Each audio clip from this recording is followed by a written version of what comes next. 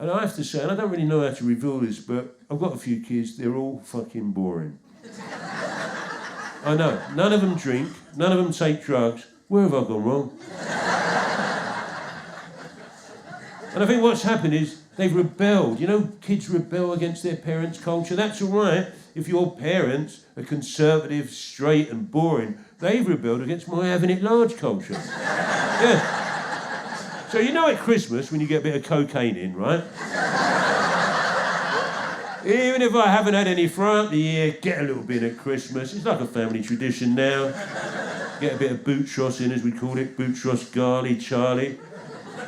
So at Christmas, my kids come round, they're all grown up, they bring their kids, I'm the granddad. I have to go into the bathroom of my own fucking house to do my Charlie in secret.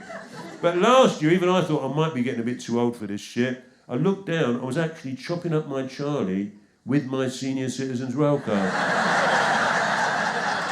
I know. This is how boring my kids are. One of my daughters, she's fantastic. You know, I don't know, you have you have hopes and dreams for your kids, and they don't always see them through. I wanted her to be in a band, or be a sort of punk poet, or run a left-wing bookshop. She's in digital fucking marketing. But this is how boring she is. She phoned me up, this was during lockdown actually, so she was a bit younger. And she brought up the subject of drugs. And she went, Dad, I went, yeah. She went, you know cocaine? I went, of course I do, my darling. Why do you think you've always lived in rented accommodation?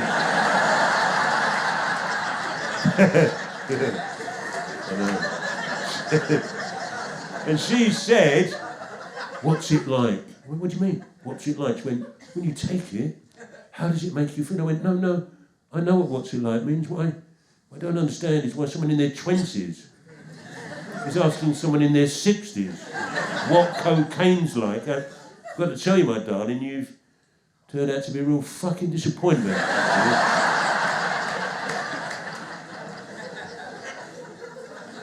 I still get, when I fly, which is rare these days, I still get the random search, right? Which is obviously drug-related at my age. Now, for example, fairly recently I went to South Africa to do the Cape Town Comedy Festival. Very privileged, only white acts on. It was absolutely a brilliant experience. Although, I have to say, a little bit tricky for me going to South Africa. And you can laugh at me rather than with me on this one, because I am still boycotting South African products because of apartheid. I bet there's people in there that don't even know what apartheid is. It was that long ago. And I think what it is I'm one of these people that hold on to my political grudges. I think a lot of old people do that. No matter how outdated or unfashionable they become, you're still there, that's who I am, that's what I believe in. And my kids laugh at me, and I get that. But I think what's happened is I've turned into a modern version of my granddad, and I'm sure some of you remember this generation of British boycotters. He refused to buy Japanese stuff because of what happened to our lads during the war. And we laughed at him.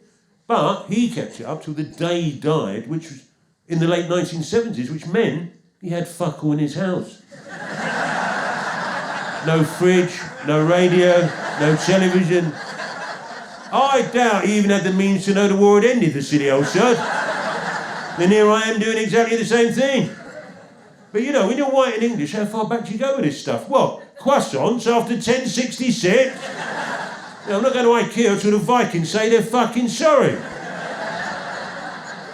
So I got the random search twice. That's not random, is it? You get it on the way there, you get it on the way back. That's not fucking random. And it's very difficult when you're older. You know, be prepared for this. People on authority, they're all younger than you. You can't even take them seriously. He's pulled me over. I have to go through the process. I've done it so many times. And he looked at me and he went, did you know, sir, that it's illegal to bring drugs and firearms into the country? Who in here doesn't fucking know that, right? I thought, why is he speaking to me like I'm a bit of a fucking imbecile? So I went, fucking hell! It's illegal now, is it? This must be the Brexit thing kicking in. I think you should put a sign up for something as important as that. Now you fucked up all me gift ideas. Then he brought out the drug sniffer dog. Now, I've never been sniffed up by a drug sniffer dog in my life. given my previous lifestyle. Comes as a bit of a surprise. So I thought, oh, this is going to be good. And immediately, I looked at the dog and I thought, wow, when I was younger, and maybe got up to a little bit of mischief, I always thought if ever I was going to get nicked by a dog, it'd be a German Shepherd. There's no shame in that, is there? Cocker fucking spaniel. How humiliating would that be to be nicked by your nan's dog, basically? But then I had a brainwave. I thought, hold on a minute. Drug sniffer dog, what a great pet that would make.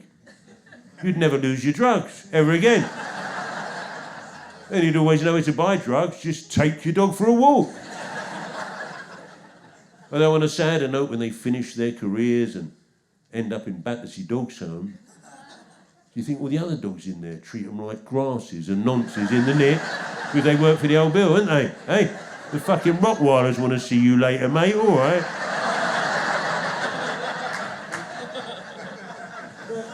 I was just going to say my drug of choice has changed, but now it's a drug of necessity. Painkillers.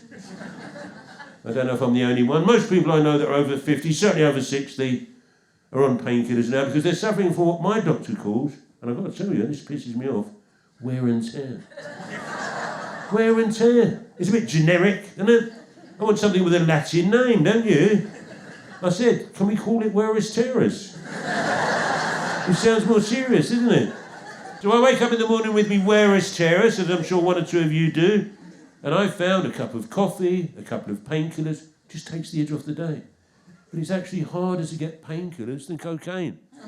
What kind of world are we living in? Cocaine, 30 minutes on the phone. Painkillers, they ask you lots of questions before they hand it over, don't they? You wouldn't get a cocaine dealer doing that, would you? Are you on any other medication? Hey. When they do that in chemists now, I've started going, of course I am. What do you think I am, a fucking lightweight?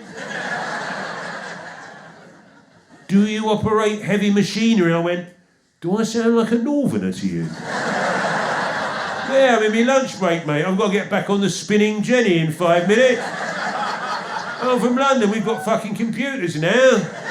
Why are you asking me these questions? And they went, well, here's the thing, so after 3 days of taking these painkillers, you could become addicted. And I thought, who would look at my face and think, that bloke needs advice on drugs and firearms? I said, don't worry about me. I must have been part of every youth culture, every drug-related youth culture since the late 1960s. I must have sampled every drug we've all ever heard of. You tell him it's going to be now, then, at my age, after 3 days of taking Nurofen, that's going to be the thing, is it, that finally and eventually pushes me over the fucking edge, put my wife on the game to feed me habits, sell me blonde kids to Romanian gypsies, yeah. It was all going all right, so they brought that Nurofen Plus out. That's what fucked me right up.